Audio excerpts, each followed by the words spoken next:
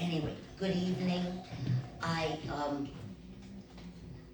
I felt like I wanted to talk to you about, how we greet each other.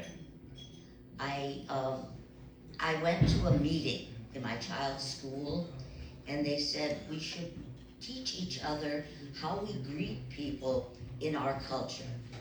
So I taught them my culture. My culture is when you greet somebody, you stick one hand out like this, and you go, "Nu," and the polite response from the other person is they stick both arms out, look at heaven, and go, "Oi!"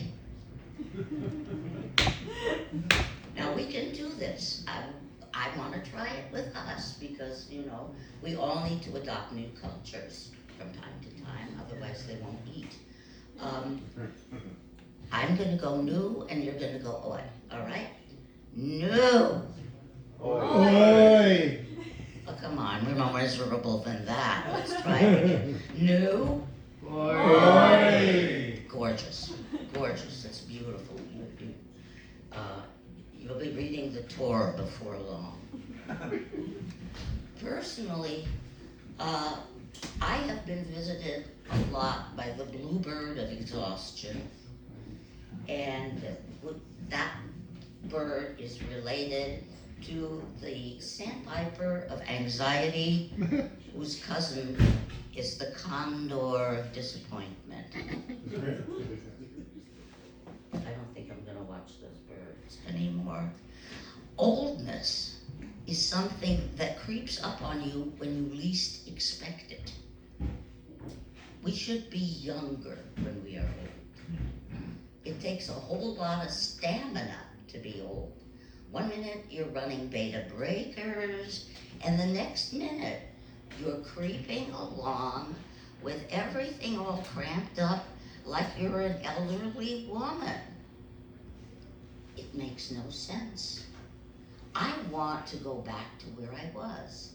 I want to make me great again. To hell with the rest of the country.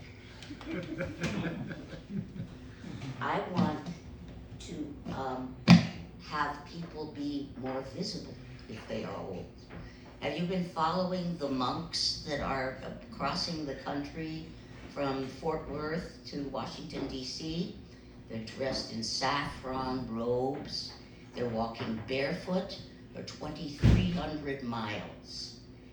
And what this makes me think is, I want to put together a bunch of women that I really like, that are old pals, and we're gonna walk.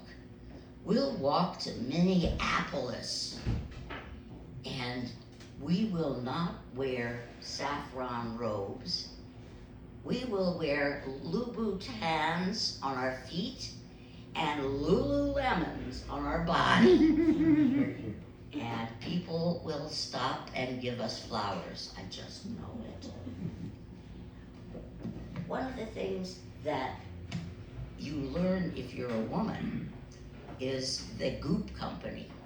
And the Goop Company has just started to release a candle that smells exactly like the vagina of Gwyneth Paltrow.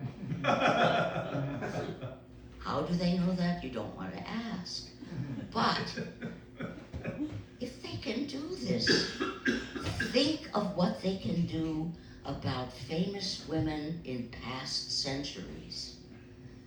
Mary Todd Lincoln, Eleanor Roosevelt, Wilma Mankiller.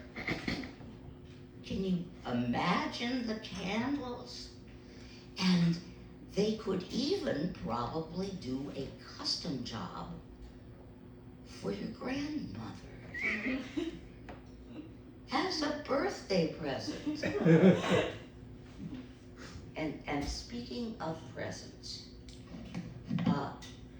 did everybody here get one of those letters from your friends that's all folded up and Xeroxed and tucked into a Christmas card?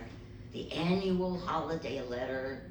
It says, "Dear friend" on the top, and then they cross that out, and they write your name if they can remember it, and I miss you, they write on the bottom. And the letter is all about their nuclear family.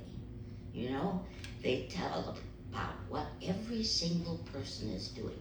They talk about the kids right away, and they take the kids and they start with the lawyer, and then they work their way down to the drug dealer and the dog, which is maybe crossed the Rainbow Bridge and maybe not, and the traveling that they did this year. They went to New Jersey and they converted to and from Judaism while they were there. And they're still trying to decide which it was. And then at the bottom they write, I still miss you. They can't figure out who you were. But the photographs that they have around the edge, they're about the size of postage stamps, usually taken on Thanksgiving. And Thanksgiving is a festival that for me raises far more problems than it solves. A lot of questions always occur to me, like, why do you have to have the carcass of a large dead bird in the middle of the table? Why does it have to be surrounded by roasted root vegetables? Didn't we get enough of those at Passover? And why are all the cranberries in Massachusetts boiled and served at this one meal and no other with orange peel, candied orange peel? It makes you wonder, you can have any dessert you want, anytime you want, at any other festival, but on this night, pumpkin pie